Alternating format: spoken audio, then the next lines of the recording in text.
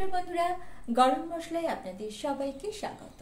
আজকে ঘরে থাকা সাধারণ উপকরণ দিয়ে খুব তাড়াতাড়ি তৈরি করে নেওয়া যায় এমনই একটা নিরামিষ রেসিপি নিয়ে চলে এসেছি। আজকে এমন একটা নিরামিষ কম্বো রেসিপি নিয়ে চলে এসেছি যেটা না খেলে কিন্তু শীতটা সম্পূর্ণ অসম্পূর্ণ থেকে যাবে। আর ডেফিনেটলি আমি বলতে পারি যে প্রত্যেকের এই রেসিপিটা ভালো লাগে। অনেকেই বাড়িতে বানান, তবে আমি কিভাবে বানাই সেটাই চলুন আজকে দেখে নেওয়া যাক। 1 কাপ মতো ফ্রেশ মটরশুঁটি আমি এখানে নিয়ে নিয়েছি।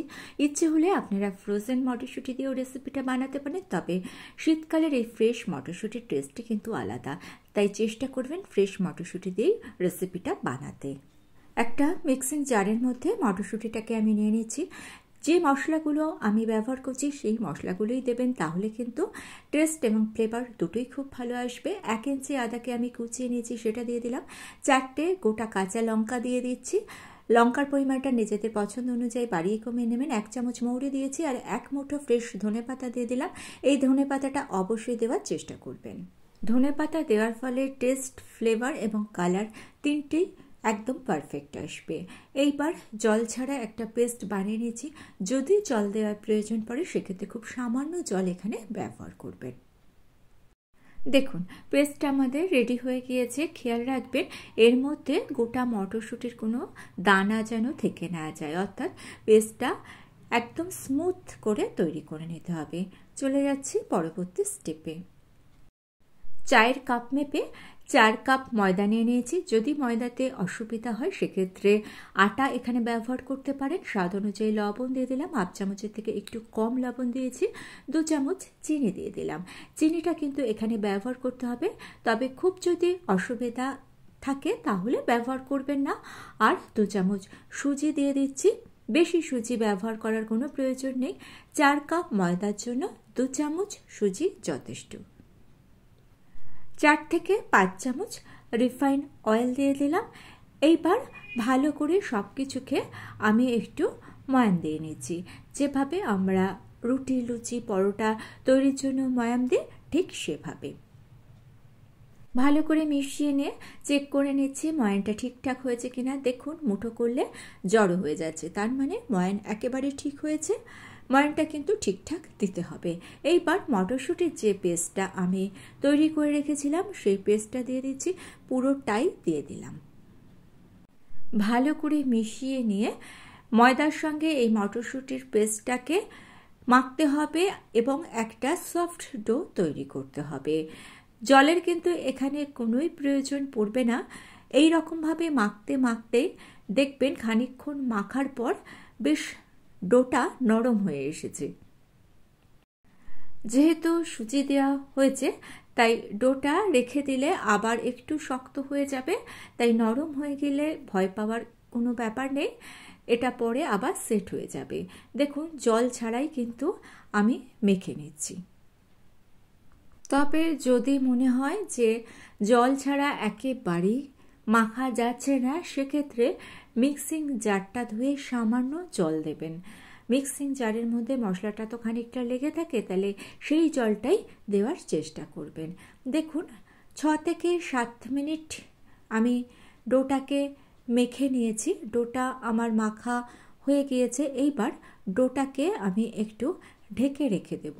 অবশ্যই ঢেকে রেখে দিতে হবে, তা না হলে কিন্তু ডোটা ঠিকঠাক সেট হবে না। তবে ডোটার উপর একটু অয়েল আমি মাখিয়ে দিলাম। এই রকমভাবে যদি একটু অয়েল দিয়ে দেন তাহলে উপরের সারফেসটা ড্রাই হয়ে যাবে না। এইবার ডোটাকে ঢেকে রেখে দিয়েছি। ততক্ষণে আমি আর একটা রান্না সেরে ফেলছি। তার জন্য নিয়ে নিয়েছি কিছুটা নতুন আলু। আলুটাকে আমি সেদ্ধ করে নিয়েছি। এইবার আলুর খোলাটা আমি ছাড়িয়ে নিচ্ছি। একটা কথা কাইন্ডলি মনে রাখবেন যে আলুটাকে খুব বেশি সেদ্ধ করে ফেলবেন না। 80% সেদ্ধ করলেই কিন্তু যথেষ্ট। খুব বেশি যদি সেদ্ধ করে ফেলেন তাহলে রান্নাটা করতে গেলে খুব অসুবিধা হবে, আলুটাকে ভালো মতো কষা যাবে না। আমি যে আলুগুলো নিয়েছি সেগুলো যথেষ্ট বড়, তাই আমি মাঝখান থেকে একটা করে ভাগ করে দিচ্ছি। যদি আপনারা ছোট আলু নেন সেক্ষেত্রে গোটা গোটা রাখবেন, তাহলে কিন্তু দেখতে বেশ ভালো লাগবে। আলুগুলোকে ভাগ করে নিয়ে এইবার চলে যাচ্ছি মূল রান্নায়। কড়াইতে দিয়ে দিলাম 3 থেকে 4 চামচ সর্ষের তেল। রান্নাটা আমি সর্ষের তেলেই করব। তেলটাকে খুব ভালো করে গরম করে নিচ্ছি। তেল গরম হয়ে গেলে আলুগুলোকে আমি ছেড়ে দিচ্ছি। আলুগুলোকে ভেজে নিতে হবে, তবে ঢাকা দিয়ে ভাজবো না, কারণ এখানে সেদ্ধ করা আছে। স্বাদ অনুযায়ী লবণ দিয়ে দিয়েছি। যদি সেদ্ধ করার সময় লবণ দেন সেক্ষেত্রে কিন্তু লবণটা বুঝে দেবেন। মিডিয়াম টু হাই ফ্লেমে আলুটাকে ভালো মতো ভেজে নিতে হবে। ততক্ষণ ভাজতে হবে যতক্ষণ না আলুর কালারটা চেঞ্জ হয়ে আসছে। আলুর গায়ে দেখবেন হালকা হালকা কালার ধরে গিয়েছে, তখনই মনে করতে হবে আলুটা ঠিকঠাক ভাজা হয়ে গিয়েছে। 5 মিনিট আলুটাকে ভাজার পর দেখুন আলুর গায়ে হালকা কালার ধরে গিয়েছে। আলুটাকে তুলে নিচ্ছি। আর আমি এই রান্নায় কিন্তু হলুদ ব্যবহার করব না। যদি আপনাদের বিনা হলুদে রান্না করতে অসুবিধা হয় সেক্ষেত্রে সামান্য একটু হলুদ ব্যবহার করতে পারেন। আলু ভাজার অবশিষ্ট তেলের মধ্যে গোটা গরম মশলা দিয়ে দিলাম। 3-4টে ছোট এলাচ, 3টে লবঙ্গ আর 1 ইঞ্চি দারচিনিকে একটু ক্রাশ করে দিয়ে দিয়েছি। ফোড়নটাকে 7-8 সেকেন্ড ভেজে নিচ্ছি। আর এর মধ্যে আমি 1/2 ইঞ্চি আদা, 2 চামচ মৌরিকে একটা মিক্সিং জারের মধ্যে দিয়ে সামান্য একটু জল দিয়ে একটা মিহি পেস্ট বানিয়ে নিচ্ছি। এই মশলাটা ব্যবহার করার ফলে সাধারণ আলুর দমের থেকে এই আলুর দমের টেস্ট এবং ফ্লেভার দুটোই কিন্তু সম্পূর্ণ অন্য ধরনের হয়। মশলা রেডি হয়ে গিয়েছে আর অন্যদিকে ফোড়নটাও ভাজা হয়ে গিয়েছে। এইবার তেলের মধ্যে সেই তৈরি করে রাখা মশলাটা দিয়ে দিলাম। মশলাটাকে ভালো মতো কষে নিচ্ছি। অল্প অল্প করে জল দিয়ে মশলাটাকে কষে নিতে হবে, এর ফলে কাঁচা আদার গন্ধটা চলে যাবে। আর এই মশলাটা কষে নিয়ে এর মধ্যে আর একটা মশলা আমি ব্যবহার করব। তার আগে কিছুটা গোটা কাঁচা লঙ্কা দেখুন দিয়ে দিয়েছি, ঝালটা নিজেদের টেস্ট অনুযায়ী দেবেন। আর একটা মশলা আমি ব্যবহার করছি, তার জন্য মিক্সিং জারের মধ্যে নিয়ে নিয়েছি দেখুন 20 গ্রাম মতো কাজু, আর দিয়ে দিচ্ছি 2 চামচ ফ্রেশ দই। দই যত ফ্রেশ হবে তত কিন্তু দইয়ের টক ভাব কম থাকবে। এইবার সব কিছুর একটা পেস্ট আমি বানিয়ে নিচ্ছি। দেখুন পেস্টটা আমাদের রেডি হয়ে গিয়েছে। আর অন্যদিকে আদাটাও আমাদের কষা হয়ে গিয়েছে। কষা আদার মধ্যে এই পেস্টটা দিয়ে দিলাম। আর এইবার কিন্তু গ্যাসের ফ্লেমটা আমি একেবারে লো করে রেখেছি। মিক্সিং জারটা ধুয়ে একটু জলও দিয়ে দিলাম, এর ফলে টেম্পারেচারটা অ্যাডজাস্ট হবে। গ্যাসের ফ্লেম হাইতে রাখবেন না, হাইতে রাখলে টক দইটা কিন্তু কেটে যেতে পারে। আর টক দই কেটে গেলে রান্নার টেস্ট এবং দেখতে দুটোই খারাপ হয়ে যাবে। দিয়ে দিলাম সামান্য একটু কাশ্মীরি লঙ্কার গুঁড়ো। আমি 1/2 চামচ মতো কাশ্মীরি লঙ্কার গুঁড়ো দিয়ে মশলাটাকে খুব ভালো মতো কষবো, গ্যাসের ফ্লেমটাকে মিডিয়ামে রেখে। যখন দেখবেন মশলাটা ড্রাই হয়ে আসছে তখন সামান্য একটু জল দিয়ে দেবেন। জল দিয়ে দিয়ে মশলা কষবেন, তাহলে তেলের পরিমাণ কম লাগবে। দিয়ে দিলাম স্বাদ অনুযায়ী লবণ। লবণটা বুঝে ব্যবহার করবেন, কারণ আলু ভাজার সময় লবণ দেওয়া হয়েছে। কিছুটা ফ্রেশ মটরশুঁটি দিয়ে দিলাম। এই মটরশুঁটিটাও অবশ্যই দেওয়ার চেষ্টা করবেন, কারণ শীতকালে যে কোনো রান্নায় মটরশুঁটি দিলে এর টেস্ট কিন্তু অন্য একটা মাত্রা পায়। 2 চামচ চিনি দিয়ে দিচ্ছি। এই রান্নাটা কিন্তু একটু মিষ্টি মিষ্টি হলে ভালো লাগে, তাই চিনিটা এখানে আমি একটু বেশি দিয়েছি, তবে চিনির পরিমাণটা আপনারা নিজেদের টেস্ট অনুযায়ী দেবেন। চিনিটা দিয়েও মশলাটাকে ভালো মতো কষে নিচ্ছি। দেখুন আস্তে আস্তে কিন্তু মশলার কালার চেঞ্জ হচ্ছে এবং তেল ছাড়তে শুরু করে দিয়েছে। দিয়ে দিলাম 1/2 কাপ মতো জল। এইবার আলুটা দিয়ে দিলাম। আলুটাকে দিয়ে মশলার সঙ্গে ভালো মতো কষে নিচ্ছি। আর সেই জন্যই আমি জলটা দিলাম, যাতে মশলাটা পুড়ে না যায়। আলুর সঙ্গে মশলাটাকে খুব ভালো মতো কষে নেওয়া যায়। আলুটাকে মশলার সঙ্গে খুব ভালো মতো কষতে হবে। রান্নাটা করতে খুব বেশি সময় একেবারেই লাগবে না, কারণ আলু সেদ্ধ করা আছে। আর এই রকমভাবে কষে যদি নেন তাহলে টেস্টটা কিন্তু ভালো হবে। এই রান্নাটা কষার উপরেই নির্ভর করছে। মোটামুটি 5 মিনিট মতো কষে নিয়েছি। দেখুন এখন ড্রাই হয়ে গিয়েছে। সামান্য একটু জল দিয়ে দিয়েছি, 1/4 কাপেরও কম জল আমি এখানে দিলাম, কারণ গ্রেভিটা খুব কম থাকবে। তবে একেবারে শুকনো রাখবো না, সামান্য একটু গ্রেভি এখানে থাকবে, তাই জলের পরিমাণ খুব কম দিলাম। এছাড়া যেহেতু আলু সেদ্ধ করা আছে, তাই বেশি জল দেওয়ার কোনোই প্রয়োজন নেই।